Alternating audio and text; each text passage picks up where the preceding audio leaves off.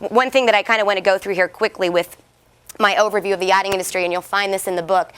Here's another question that I get, especially being from landlocked Indiana, when I would go home and say to people, oh yeah, I work on a luxury yacht. Huh?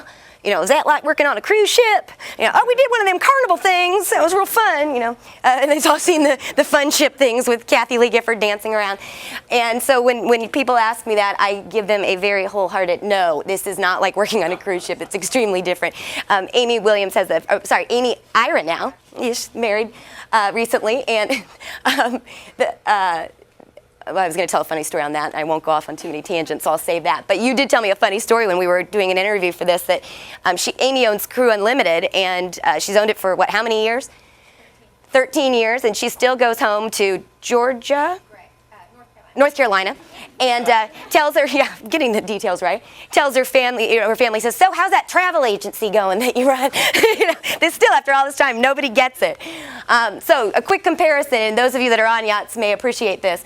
The difference between cruise ships and super yachts, because I know there are people here that have come here tonight to learn about the industry. I see a lot of people currently in the industry that are going, yeah, we know. But for those watching on YouTube, and for those that are here to kind of explore this career option, because Kristen, we had somebody come in last week to the school when I was there, and he said, well, I think this would be great to go get a job on one of those sea escape boats. And we kind of looked at him like, that's not what we're talking about here. Very different. Obviously, yachts are privately owned vessels. That gets a little skewed in this industry now with the whole charter market, people putting their boats up to the charter market, somewhat operating as commercial vessels. But regardless, when they are chartered out, you're talking about one person or a group of people paying for the boat, whereas on cruise ships, you're renting by the cabin. Like I said, those of you on yachts know this, but you'd be surprised how many people sitting back home in Indiana are going, oh, wow, that's interesting. Size and style. I refer to commercial cruise ships as floating resorts, kind of Disneyland on the sea, 800 to 900 foot range, but yet obviously with luxury mega yachts and super yachts, we're talking about floating palaces or boutique hotels. 82, now we've got to refer to these 500 feet giga yachts, still yachts nonetheless, but the average being about 170 feet. Now my book is geared more towards, because it's focused on entry-level stewardesses, I talk mostly about boats that are 100 feet and up, because I assume that a new stewardess coming into the industry is not going to really go to work on a smaller vessel where she's the only stew, although I do have a girl that read the book that's doing that now, and I pray for her. But this is what we're talking about, not the cruise ships. And so yes, the mega yacht, super yacht, giga yacht, luxury yacht, the book is about all of these and how to work on them. And for those of you in the industry, you may appreciate the comparison that I do on these definitions. We did so much research on this because, this is an industry people like to kind of sexy up with fun terms. So over the years, we've, heard all these names come up, and now when they came out with the giga yacht, and I don't remember what newspaper did that, but it was like, oh Lord, here we go. And then the differences, of course, for people looking to get started in the industry, the private and charter I went over. Then obviously there's also sailing yachts, but that's another thing with the entry-level stewardesses. I'm not really pushing them into the sailing market. If somebody's got a big sailing background, it's perfect for them. But a lot of the people that I think this book is especially targeted to, there's going to be people around here. It's funny, I had a discussion with Lucy Reed over at the Triton, and she was saying to me that she grew up in this area and didn't even know that the opportunity to work on yachts existed. So, here I am in landlocked Indiana. I have an excuse. But it's amazing to me, kids running around in this area don't get it, and these yachts are parked right in their backyard. So some people may have a background in sailing, where sailing yachts would be a great place to start, but for a lot of beginner yacht crew, even deckhands, I think that definitely motor yachts are the way to go. And of course, the number of guests. You get hordes of people on these cruise ships being, hoarded off to their daily excursions, and they're like cattle. And then, not knocking the cruise ships. If I had to go on a vacation at sea tomorrow, I would be on a Carnival cruise with my budget. But we know, those of us that have worked in this industry, that we like to stay very differentiated from the cruise line industry as far as working on boats. Luxury yachts are really only going to ever carry up to 12 guests at a time. And of course, now we know with a lot of these new commercial vessels, they're bigger, the giga yachts, they're getting authorized to carry 18 to possibly up to 36 and more, I'm hearing nowadays, guests, but that's very rare. So of course then the crews are going to range from 1 to 36 on these bigger vessels, but 6 to 10 crew members versus on a yacht where you're going to have 300 to some 1,200 people working on the boat. So then of course we've got the crew ratios. So I'm just going to show here quickly for those new to the industry the various positions on a yacht crew. The makeup, obviously we have the captain, then the exterior department with the first mate and bosun, and then the deckhands. So I've started the entry-level position. So this is where somebody that's interested in working on a yacht's exterior department would start in the industry. Then we've got the engineering department, chief engineer, with the entry-level position being a second engineer, which is usually only found on the larger vessels. And then pursers, which is a position that ultimately chief stewardesses move into, but not one that anybody in an entry-level position would start in. And then, of course, we come up with beginning as a junior stewardess or a second stewardess and ultimately making the way up to chief stewardess status. And then we've got the head chef, and it's not showing down here, but I did have assistant chef. Oh, there it is. Or sous chef, or crew cook. And then, of course, keeping on with this comparison, the destinations visited. Well, with cruise ships, you know when you're going on a Carnival cruise, there's your itinerary. Although but with yachts, obviously it's going to change on a daily, if not hourly basis with some of these. We're going to Turkey. No, wait, we're going to Greece. And the destinations are going to be far more remote because with the smaller vessels, obviously you can reach a lot more of the inlets and tiny coves and places that you would never see on a cruise ship.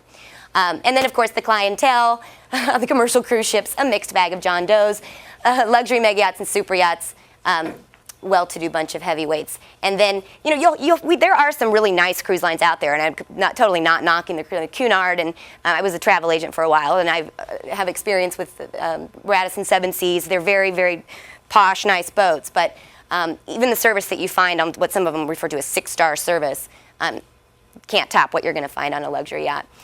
So then when it comes down to the pay, I can tell you, this is again from the book, with total confidence that the money and other perks you can obtain working on luxury yachts beats those offered on cruise ships hand over fist. Mainly because of the tips. The salaries, when you really look at them, they tend to be about the same. But we know that the perks for working on yachts are going to be a little bit nicer. So the benefits, and these are just some quotes from the book. All in all, yachting is one of the most jet-set industries in existence. The owners are the creme de la creme, and for these people, yachts are like toys. Likewise, they see the world as their playground. There's no telling where you might go working on a yacht, probably places you could never afford on your own, even in a lifetime, and that is so true. I say again in the book, what attracted me to this industry was the seduction of travel, and I certainly wasn't disappointed. Places that yachts will travel, the Western Med, those of us that have ever done the Mediterranean, we know places like Saint-Tropez and Capri and Cannes and Monaco I had someone say to me they didn't want to go back to the Med this year because they were so sick of those places. I mean, can you ever imagine saying that? The Eastern Med, Turkey, Greece, Eastern and Western Caribbean, a lot of yachts hanging in the Bahamas, and this would be more summertime in the Mediterranean, and of course in the wintertime everyone heads down to the Caribbean. Also in the summer a lot of boats will head up the East Coast, Martha's Vineyard, Nantucket, New York City even. An Atlantic crossing is always something that somebody getting into yachting can look forward to. Those of us that have been to the Portuguese Azores know that's probably one of the most magical places on the planet. And being able to say that you've done an Atlantic crossing on a yacht is a really cool thing to have in your back pocket.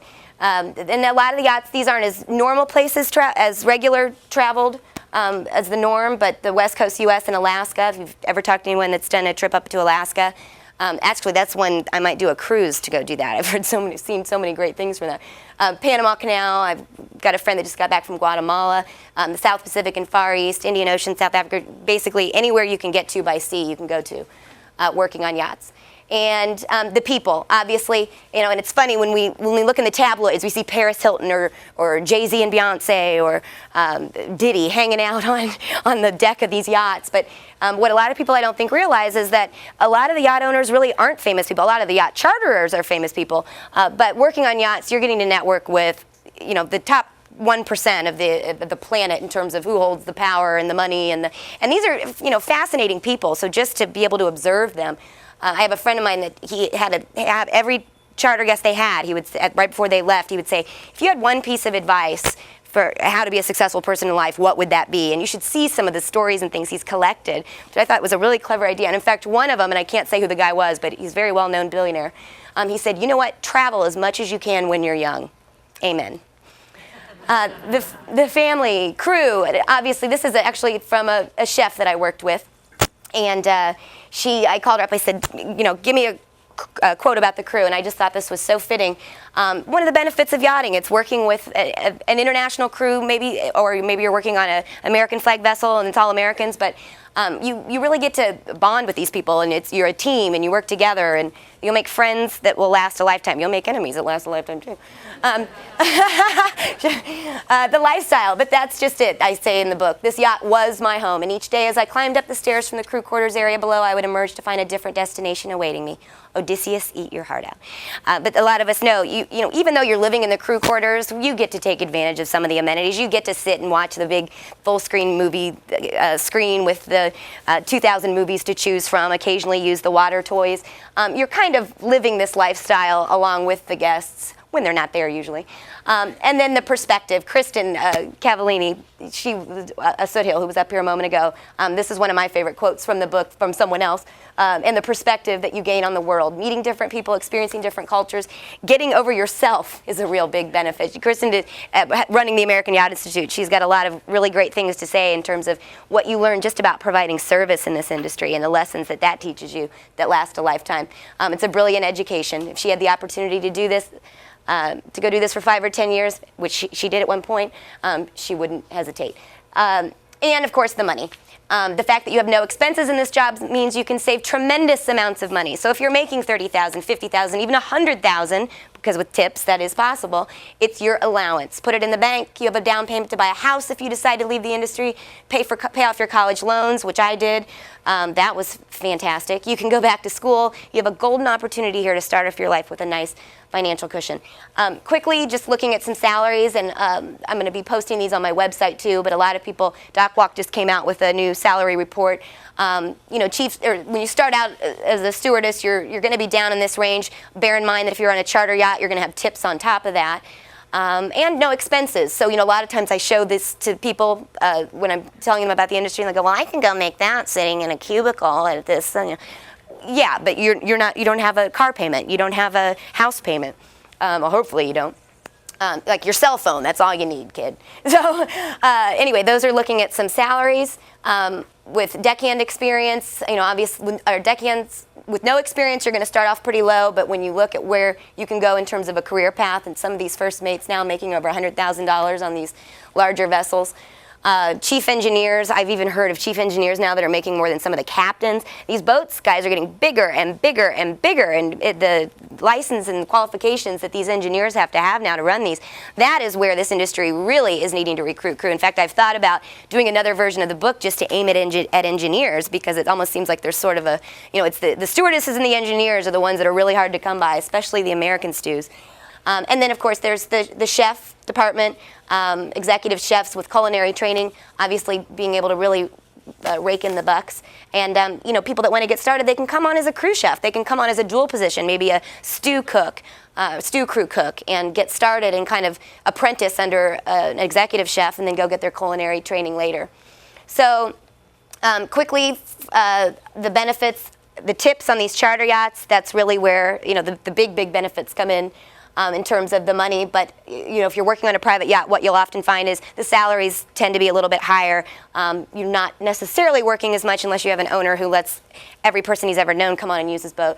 But you'll usually see bonuses or other perks. The private yachts, I think, are learning that to compete for the good crew with the charter boats, that they really need to start offering a lot more perks. Vacation time, most vessels giving about a month's vacation a year. I have heard of some with 2-week vacations, but that's pretty rare anymore, because again, these boats are really having to compete. Medical insurance, sometimes included, sometimes a boat may just reimburse you for your own policy. Tonight we've got 2 crew insurance people here. So when we break here in a bit, Anita, where'd you go? And Eva, there's Anita, and Eva's back there. Anybody wanting to talk about, you know, and it's another thing too, and when I tell you I had to leave the industry for surgery, I got in one of those positions where I was between policies, and $20,000 later of my hard-earned yachting money, I'm now one of those people that says to everyone, make sure you have health insurance. There's no excuse. So, you know, there's a lot of crew turnover in this industry, and you may be jumping from boat to boat. So to have your own policy as a backup, the boat may cover you. Maybe they'll reimburse you. But medical insurance is something that crew can look to, you know, forward to with a career path in yachting. A round-trip air ticket is usually something people get after 1 year, or at least a ticket back to their hiring port. A lot of yacht owners give bonuses or pay for continuing education. Some yachts are giving 401ks. I wouldn't expect it. And obviously the other perks, the food. Kristen and I's big thing. The food. You've got an executive chef on board cooking meals for the crew. I'd never even heard of some of the things that I learned to eat working on boats. Uniforms, no need for a car, no need for a big uniform or clothing budget. Sometimes you're getting gifts from the owners. Hand-me-downs from the boat, that was always a fun one for me. You know, get rid of that fine crystal in those towels. Where do they go? Well, you can donate them or try them out in your own crib. And the opportunity to possibly even live abroad for a while.